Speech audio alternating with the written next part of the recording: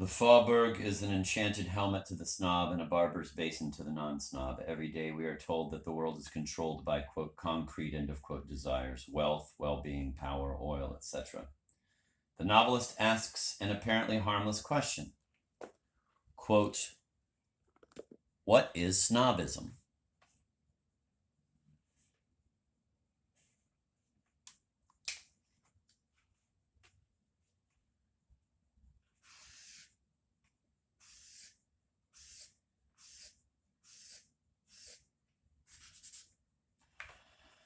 In his probe of snobism, the novelist is asking himself in his own way just what might be the hidden springs that make the social mechanism tick, but the scientists shrug their shoulders. The question is too frivolous for them. If they are urged to give an answer, they become evasive. They will suggest that the novelist is interested in snobism for the wrong reasons. He himself is a snob. Let us say rather he was one. That is true, but the question remains, what is snobism?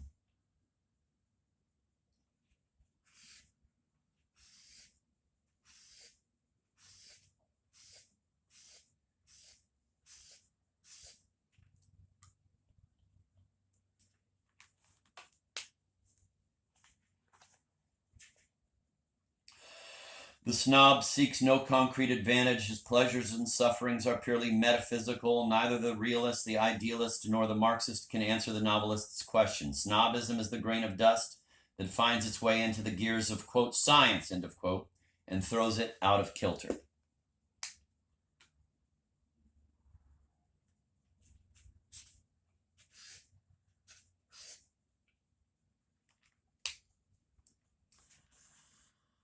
The snob desires nothingness. When the concrete differences among men disappear or recede into the background in any sector, whatever of society, abstract rivalry makes its appearance.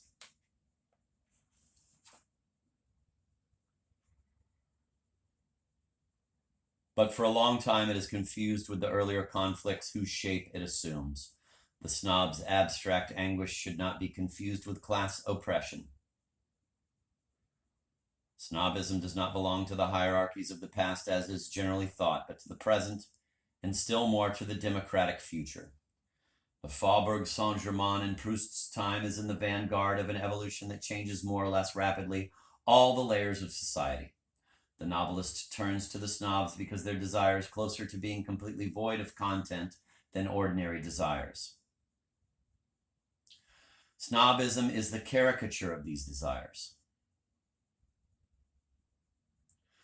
Like every caricature, snobism exaggerates a feature and makes us see what we would never have noticed in the original.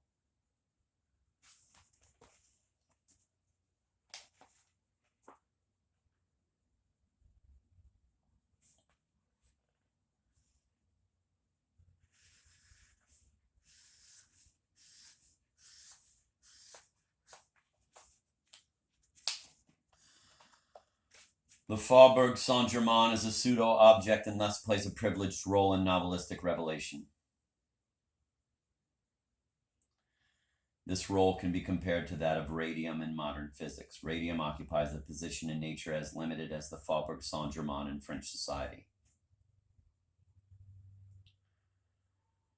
But this extremely rare compound possesses exceptional properties which contradict certain principles of the old physics and gradually overthrows all the perspectives of an earlier science.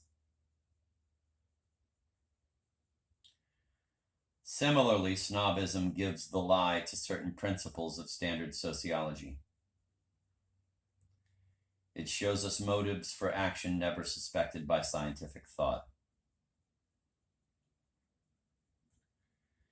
The genius of Proust's novel derives from snobism transcended. His snobism takes the author to the most abstract place in an abstract society, toward the most outrageously empty pseudo-object, in other words, to the place most suited to novelistic revelation.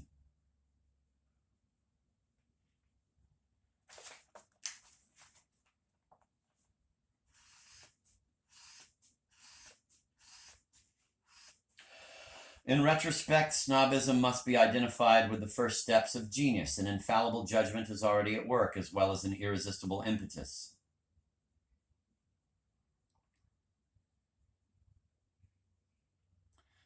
The snob must have been excited by a great hope and have suffered tremendous letdowns, so that the gap between the object of desire and the object of non-desire imposes itself on his consciousness, and that his consciousness may triumph over the barriers erected each time by a new desire.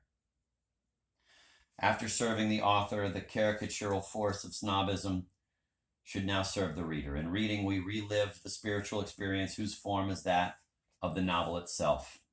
After conquering his truth, the novelist can descend from the Faubourg Saint-Germain to the less rarefied regions of social existence.